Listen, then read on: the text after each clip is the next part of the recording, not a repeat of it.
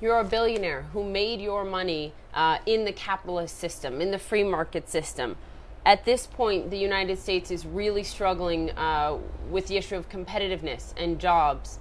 What would make the United States more competitive at this point? What is the number one thing that needs to be done? No, I think actually the U.S. outlook is probably the best of the major economies today. The entire global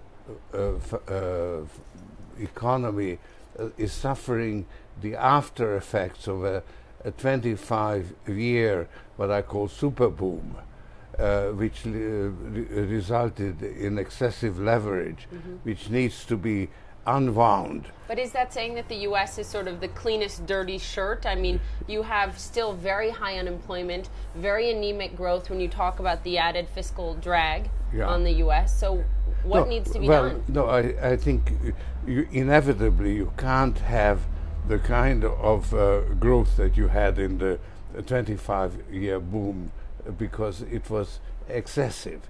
So you now have deleveraging, and you do have the let's say the legacy of this large debt, which came from the collapse of the financial system.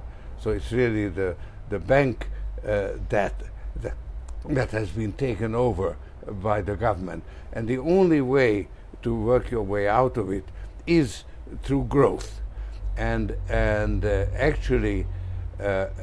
Having additional stimulus, fiscal stimulus, actually fiscal stimulus combined with quantitative easing, where the central bank effectively buys the debt that the government issues, is about as close to a free lunch that you can have when you have unemployed resources. Putting them to work is much better than cutting back, going the wrong way. So Republicans would just sort of plug their ears to hear this argument, but it sounds like you're calling for more federal spending in Washington. Do you want to see another stimulus plan from the Obama administration?